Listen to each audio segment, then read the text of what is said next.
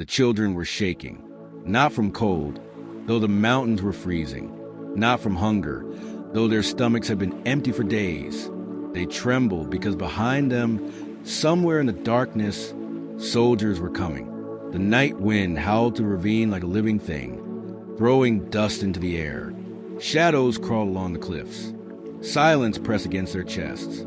And then a woman stepped forward, tiny, thin, her clothes torn from miles of walking, her voice hoarse from singing and praying. But her eyes were burning. 100 children stood behind her, looking to her like she was their last fragile thread of hope. Miss Gladys, a little girl whispered, her voice breaking, "Are we going to die?" Gladys Aylward knelt, took the child's trembling face in her hands, and whispered, "No, because God is walking with us." The wind suddenly stilled. The mountain air shifted. A strange warmth settled over them, and the children, for the first time that night, breathed easier. They didn't know it yet, but that woman, that moment, that whisper will become one of the greatest rescues in Christian history. Before we go deeper, let me ask you something real. If you were standing on that mountain with 100 children behind you, would fear take over or would faith rise? Tell me in the comments. Your answer might strengthen someone else reading this. And if stories like this awaken something in your spirit, hit subscribe so you never miss these journeys of courage and fire. All right, take a breath. Let's go back to the beginning. Before she led children across mountains, before she faced soldiers, before China knew her name, Gladys Aylward was a maid. A small, ordinary, unnoticed maid from London. She scrubbed floors. She polished shoes. She cleaned rooms people never thanked her for.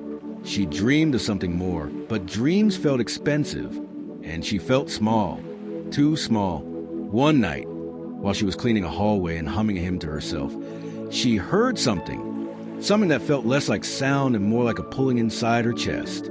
A whisper, "China." She froze. China? She didn't know anyone there. She didn't speak the language. She had no money, no training, nothing. But the whisper came again. "China." She pressed her hand against her chest. "Lord, if this is you, then show me how." Her broom fell to the floor, because at that moment, though she didn't know how, or when, or why, God had just sent a maid to China to save children she had never met. Everyone told her, "You can't go. You're too small. You're uneducated. You'll never survive the trip." A ship ticket was too expensive, so she found a cheaper route, a dangerous route, by train, across Russia, across war zones, across borders guarded by men who didn't hesitate to make people vanish. She carried one suitcase, a coat too thin for the cold, and a Bible tucked against her heart. On one freezing night, soldiers boarded the train. Their boots echoed down the corridor like thunder. Gladys closed her eyes, pretending to sleep. Then, a hand grabbed her coat. She looked up into the face of an officer. Hard eyes, cold expression. He spoke words she didn't understand, but she understood the tone. Danger. He motioned for her to stand. Her heart hammered. Then something happened. Something she would remember for the rest of her life. The train lurched violently. Lights flickered. The officer let go to grab a rail. Gladys stumbled backward and fell into the darkness between train cars. She should have died, but her suitcase caught on a metal bar, stopping her fall. She hung there, shaking, breathless, inches from death. In the darkness, she whispered, "Lord, protect me." And something in the air shifted, the same strange warmth she would later feel in the mountains. She climbed back inside the train unseen, because her journey wasn't over. God wasn't done, not even close. When Gladys finally reached China, she worked in an inn with an elderly missionary woman. They cared for travelers, told Bible stories, loved the unloved. But then, war came, bombs, chaos, fear, smoke rising over villages. Children wandered the streets alone. Parents gone, homes gone, hope gone. Gladys gathered one child, then another, then 10, then 20. Soon, she had dozens following her like baby birds following a mother. She tried to place them in safer villages, but nowhere was safe. Then one day, after the Japanese army advanced, soldiers marched toward the village. Villagers ran. Gladys froze. What about the children? They clung to her skirt, to her hands, to her coat. Miss Gladys, what do we do? She looked toward the mountains. Dangerous, harsh, cold, but the only path to safety. She whispered a prayer. Lord, lead us.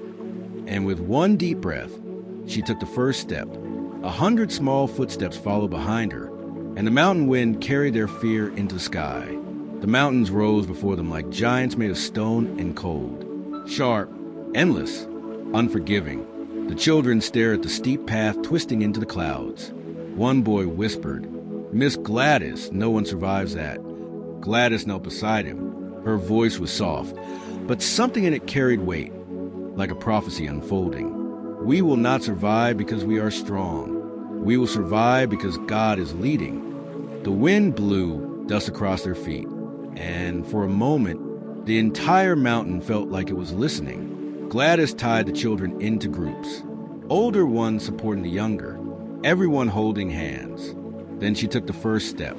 The path was so narrow that one wrong move meant falling into a ravine. The stones cut their feet. The sun hid behind thick clouds. Hours passed, then days.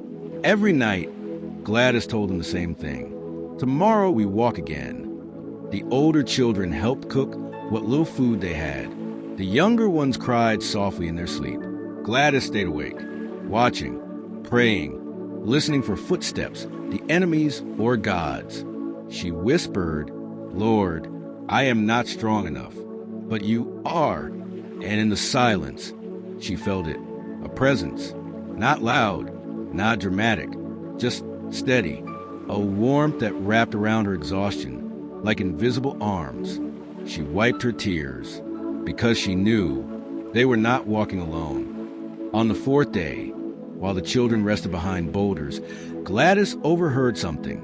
Voices, harsh, fast, angry, soldiers.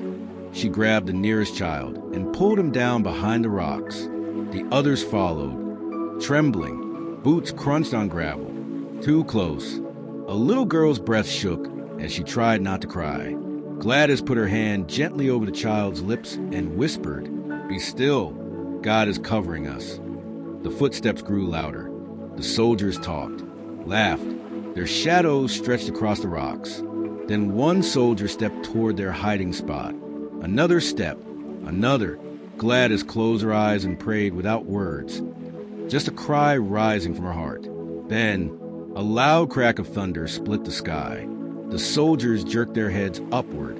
Wind roared down the ravine so violently that dust filled the air like smoke.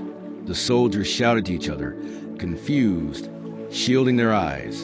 And then, they turned back the way they came. Gladys held the children close as the wind died instantly.